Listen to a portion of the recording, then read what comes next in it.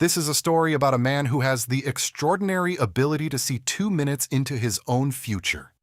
The story begins with a brief glimpse of a woman. We see Chris sitting in a cafe, checking his watch and noticing it is already past 8:09 a.m. He glances toward the entrance, but seeing no one, he leaves the shop in disappointment. In the next scene, Chris is performing a magic show in the city. He is known for his ability to predict events before they happen. During the show, he calls a girl from the audience onto the stage and correctly predicts that her necklace is about to fall off. Watching from the crowd, a man asks his female companion if Chris's abilities are actually real. After the performance, we learn that Chris doesn't make much money from his shows. Instead, he spends his time at casinos, gambling modestly so as not to draw unwanted attention. Although he can see 2 minutes into the future, the woman he saw at the cafe remains the one exception to his vision. While he is gambling, casino security begins to suspect him of cheating. At that moment, Chris looks directly into the security camera. The security team wonders if he can somehow hear their conversation. When they send guards to intercept him, Chris leaves the table and heads to the cashier to exchange his chips for cash. Suddenly, he sees a vision. A man pulls out a gun to rob the cashier, and when a police officer tries to intervene, the gunman shoots both the officer and the cashier. However, this hasn't happened yet. It's just Chris's vision. Before the man can draw his weapon, Chris tackles him and grabs the gun. But when security guards arrive, they see Chris holding the weapon and order him to surrender. To avoid further trouble, Chris flees the casino with security in hot pursuit. Because he can see the future, he walks calmly through the building, effortlessly dodging every guard trying to catch him. Watching through the monitors, the security manager becomes furious seeing Chris walk right past the guards without being caught. Chris reaches the exit and steals a car, leading to a high-speed police chase. While fleeing from the police, Chris appears to get hit by a train on the tracks. However, that was only a vision of the future. Knowing this, Chris accelerates at the perfect moment, narrowly avoiding the train and successfully escaping from the police. Meanwhile, a woman seen earlier at the casino is revealed to be Callie, an FBI agent.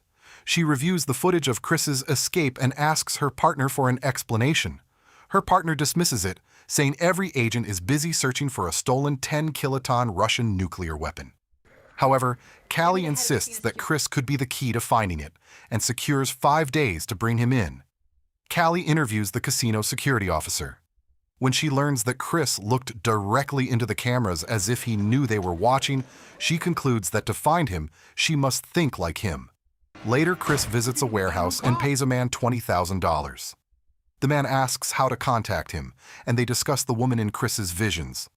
Though the man advises him to forget her, Chris insists on waiting because he saw her enter that cafe at exactly 8:09 a.m. Suddenly, Chris checks his watch and realizes Callie is approaching. Despite the man's warning to run, Chris stays curious about what she has to say. When she arrives, she tells him that nuclear bombs have entered the U.S. and asks for his help.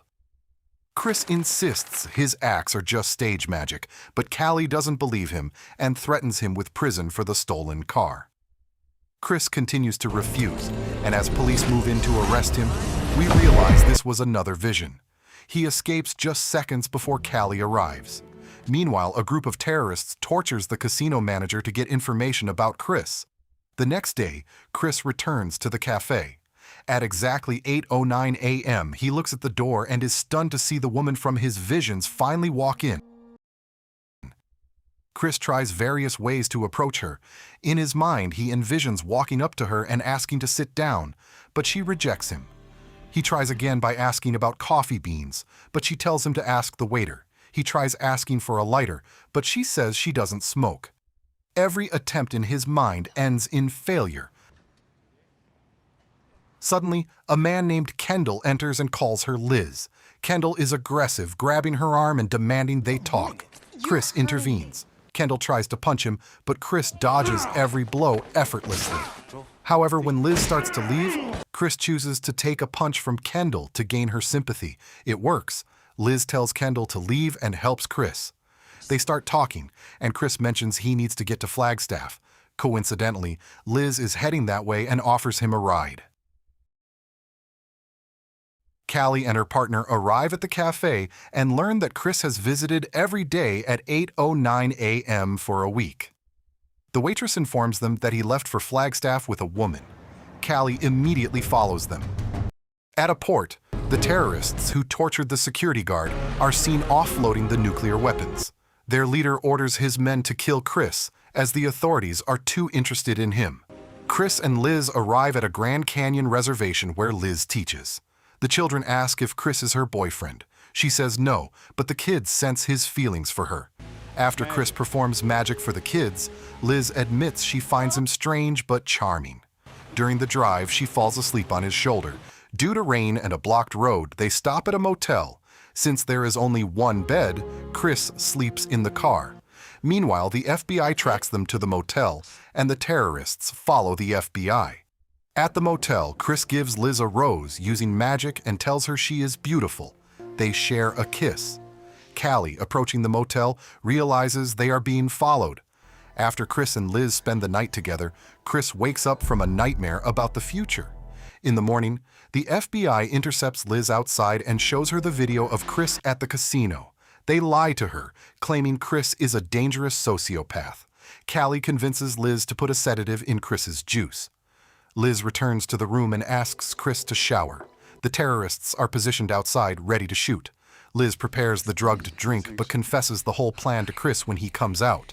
Cris switches the glasses and drinks the safe juice on the balcony, making it hard for the sniper to get a clear shot. Inside, Cris proves his gift to Liz by turning on the TV and reciting the news lines before they are spoken. He explains he can see 2 minutes of his own future, but she is the exception. He can see much further. When Liz asks why the FBI wants him, he explains it's a matter of national security, but his 2-minute limit isn't enough to help them. He gives her $1,000 and a note, telling her to wait exactly 45 seconds before reading it. Callie realizes something is wrong and rushes to the room. Cris looks at her and jumps off a cliff. While the FBI and terrorists chase him, he dodges bullets and falling debris.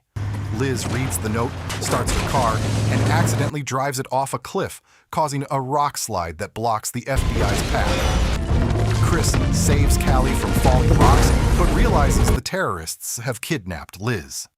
Callie takes Cris into custody. She straps him to a chair and forces him to watch news feeds, hoping his 2-minute gift will help locate the bomb. Instead, Cris sees a vision of Liz strapped to a chair in a parking garage being blown up. Distraught, Cris tricks his guards, escapes custody, and leads the police on a chase to a parking garage. Callie catches up to him, and Cris tells her Liz will be killed in 2 hours. They agree to work together. As they move, a sniper fires at Cris. He plays dead until an FBI chopper takes out the shooter. Sleight of hand. Cris uses his vision to identify a white van from his earlier premonition. They track the van to a port. Cris helps the FBI raid the area, ensuring no agents are killed by predicting enemy positions. When the terrorists try to flee with Liz in the van, Cris tells Callie exactly where to shoot, causing the van to flip. Liz escapes into a building. Cris helps the agents take out snipers and follows Liz. The lead terrorist uses Liz as a human shield and retreats into a ship rigged with laser wire explosives. Inside the ship, Cris navigates the traps by visualizing multiple future possibilities simultaneously. He finds the terrorists, who threaten to kill Liz if he moves. Cris tells them to surrender. When the villain fires, Cris dodges every bullet using his foresight. Once the villain runs out of ammo, he tries to detonate the bomb, but Callie shoots him first. Cris comforts Liz, but Callie warns that the nuclear threat isn't over, the bomb has been moved. As Cris looks at a monitor showing the explosion's potential, he realizes he made a mistake. Suddenly, the nuclear bomb detonates, destroying everything. But then, Cris wakes up in bed at the motel next to Liz. The entire second half of the movie, the kidnapping, the raid, the explosion was all a massive premonition. Realizing the stakes, Cris calls Callie and offers to help her find the bomb on one condition, that she keeps Liz safe and out of the situation. He tells Liz he has to leave, but promises to return. The film ends with Callie asking Cris if he's ready, and Cris replying, yeah. If you enjoyed these story recaps, please like and subscribe to our channel. A special thanks to each and every one of you for listening to the Chill Recaps channel.